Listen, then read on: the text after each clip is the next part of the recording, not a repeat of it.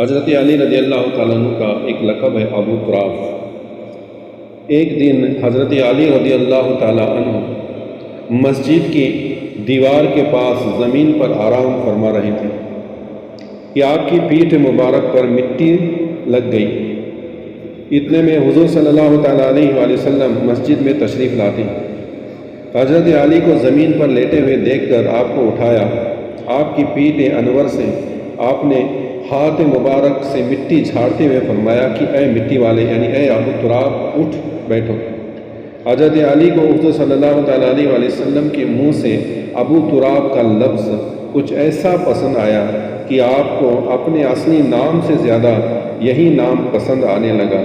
علی کہنے سے آپ اتنا خوش نہیں ہوتے تھے جتنا آپ کو ابو تراب کہہ کر پکارا جاتا تو خوش ہوتے تھے۔ اب یہاں پر حضرت علی رضی اللہ تعالیٰ عنہ کا ایک لقب ابو تراب۔ ابو تراب کا معنی ہے کہ مٹی کا باپ۔ مٹی کا باپ اس لقب کا وہ جو ترجمہ اگر کریں گے ہم ابو تراب، آپ کے دو القابات ہیں، ایک ابو تراب ایک ہے اور ابو الحسن ایک ہے۔ ابو تراب یعنی مٹی کا باپ اور ابو الحسن یعنی حسن کے باپ۔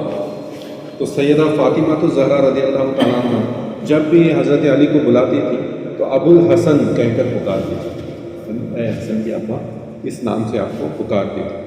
اور حضور صلی اللہ تعالیٰ علیہ وآلہ وسلم نے اس دفعہ جب حضور صلی اللہ تعالیٰ علیہ وآلہ وسلم مسجد میں تشریف لائے تو حضرت علی رضی اللہ تعالیٰ عنہ مسجد میں زمین پر لیٹے ہوئے تھے اور آپ کی پشت پر مٹی لگی ہوئی تھی۔ تو حضور صلی اللہ علیہ وسلم نے خود اپنے ہاتھوں سے اس مٹی کو جھاڑا اور انہیں کہا کہ اے ابو تراب اٹھ جاؤ۔ تو حضرت علی اٹھ گئے اور پھر حضرت علی فرماتے ہیں کہ مجھے اس وقت جب حضور صلی اللہ علیہ وسلم نے ابو تراب کہا تو مجھے ابو تراب اپنے لیے یہ نام جو اتنا پسند تھا کہ اگر کوئی مجھے ابو تراب کے نام سے پکارتا تو میں بہت خوش ہو جاتا۔ اور اس کا معنی بھی بہت بڑا ہے، ابو تراب ہے مٹی کا باپ۔ اور ہر انسان کس سے بنا ہے؟ مٹی سے بنا ہے۔ ہر انسان مٹی سے بنا ہے، آدم علیہ السلام بھی مٹی سے بنے ہیں۔ اور حضور صلی اللہ علیہ وسلم نے خود حضرت علی رضی اللہ تعالیٰ عنہ کو ابو تراب کا لقب عطا فرمایا۔ تو اس کے اندر جو راز کی باتیں ہیں وہ اللہ جانے، اللہ کا رسول جانے اور حضرت علی المرتضیٰ کرم اللہ وجہہ الکریم جانے۔ دوسرا ایک لقب ہے آپ کا جسے حیدر کرار کہا جاتا ہے۔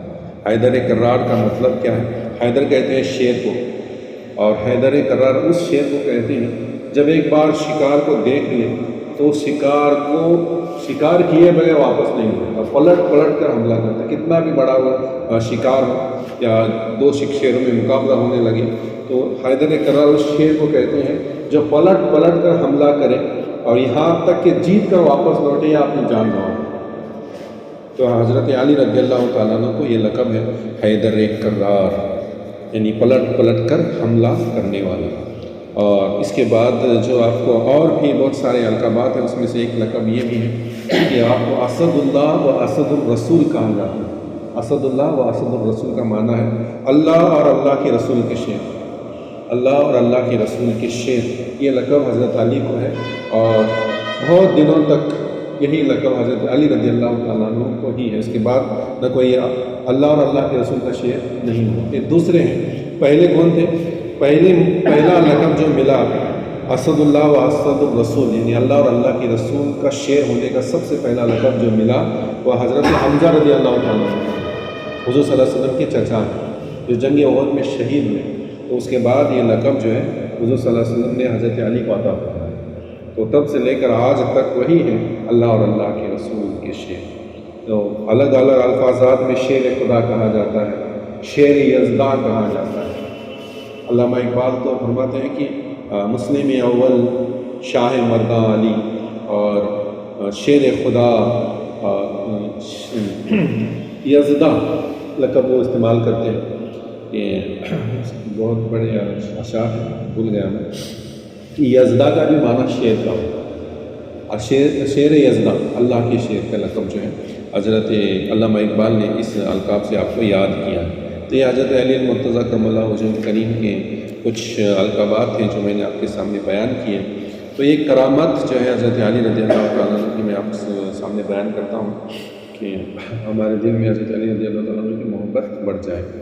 حضرت علی رضی اللہ تعالیٰ عنہ خود شریعت کے بڑے پابند تھے اور عورتوں کے ساتھ عورتوں کی حفاظت، بچوں کی حفاظت، اور شریعت نے جو حکم عورتوں پر وارد کیے ہیں پردے کی حفاظت کرنا، اس کے متعلق ایک حکایت ان کی کرامت بیان کی جاتی ہے کہ حضرت علی رضی اللہ تعالیٰ عنہ کے خلیفہ تھے، اور کوفہ کے اندر ایک عورت، مسلم عورت تھی، لڑکی تھی، وہ نقاب کے اندر جا رہی تھی، نقاب پہنی ہوئی تھی، چہرے پہ نقاب تھا، اور جب گلی سے جا رہی تھی تو سامنے سے ایک لڑکا آ رہا، اور اچانک ایسے ہوا کہ جب وہ قریب آئے تو ہوا کا بہت بڑا جھونکا آیا، اور جس کی وجہ سے اس کا نقاب ہٹ جاتا ہے لڑکی، اور لڑکی کی آنکھیں نظر آتی ہیں، اور لڑکا اس کی آنکھوں کو دیکھتا ہے تو اس کی آنکھیں اسے اتنی پسند آ جاتی ہیں کہ پھر وہ پتہ کرتا ہے کہ لڑکی کس گھر میں گئی، اور پھر اپنے گھر جاتا ہے، اور اپنے گھر میں جو خادمہ تھی، بوڑھی عورت تھی، اس سے کہتا ہے کہ اس فلاں گھر میں جاؤ اور جو لڑکی رہتی ہے اسے میرا شادی کا پیغام دو کہ ہم جب میں جا رہا تھا تو وہ بھی راستے سے جا رہی تھی، ہوا کا جھونکا آیا اور نقاب ہٹا اور اس کی آنکھیں نظر آئی، اس کی آنکھیں اتنی خوبصورت لگی کہ آپ مجھے اس کے بغیر جینا مشکل لگ رہا ہے، مجھے اس سے محبت ہو گئی ہے، تم میرا شادی کا پیغام اس تک پہنچاؤ اور اس کو شادی پر راضی کرو۔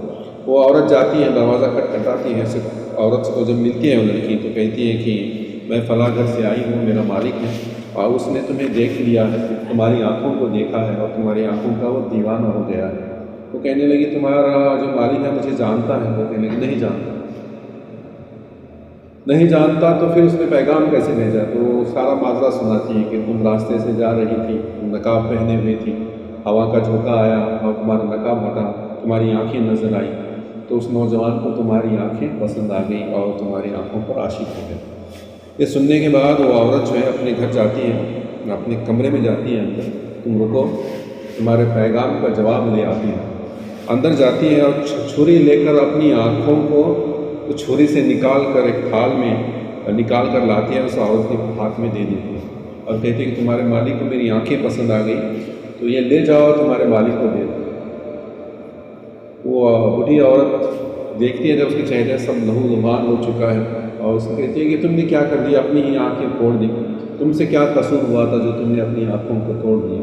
وہ کہنے لگے قصور تو کچھ نہیں ہوا، لیکن میں اسلام کی شہزادی ہوں تو مجھے چاہیے کہ ہر وقت میں نقاب میں رہوں، اور میرا نقاب ہوا سے جو اڑ گیا تو مجھے چاہیے تھا کہ اپنے نقاب کو میں سنبھالتی، لیکن سنبھال نہ سکی، اور میری آنکھیں اور میرا حسن جو ہے غیر محرم نے دیکھ لیا، یہی اس کا قصور ہے، اور اسے آنکھیں پسند آئی ہے تو میں نے اپنی آنکھیں نکال کر دے دی کہ لے لی۔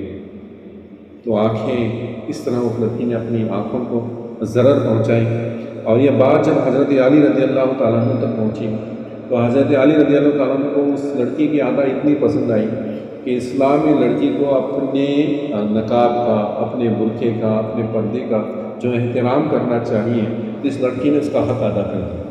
تو حضرت علی کو اس لڑکی کی ادا پسند آئی، اور حضرت علی رضی اللہ تعالیٰ عنہ نے اس لڑکی کو بلوا بھیجا۔ جب لڑکی آئی تو جو آنکھیں نکالی گئی تھی دست میں، تو حضرت علی رضی اللہ تعالیٰ عنہ نے اپنا لعاب دہن اس لڑکی کی آنکھوں میں لگایا اور پھر ان آنکھوں کو رکھا تو جیسے کہ ویسے اس کی آنکھیں ہو گئی۔ یہ حضرت علی رضی اللہ تعالیٰ عنہ کی کرامت بھی ہے، اور اس سے ہمیں درس کیا ہے کہ ہمیں چاہیے کہ ہم حتی الامکان یعنی جتنا ہو سکے اتنا شریعت کی پابند کریں، اور ہمارے عورتوں کو چاہیے کہ برقعے کا اور پردے کا اہتمام کریں۔ بہرحال اللہ تبارک و تعالیٰ سے دعا ہے کہ اللہ تبارک و تعالیٰ ہم سب کو حضرت علی رضی اللہ تعالیٰ عنہ اور اہل بیت سے سچی محبت عطا فرمائے، اور ان کی محبت میں ہمیں نماز، روزہ و شریعت کی پابندی عطا فرمائے۔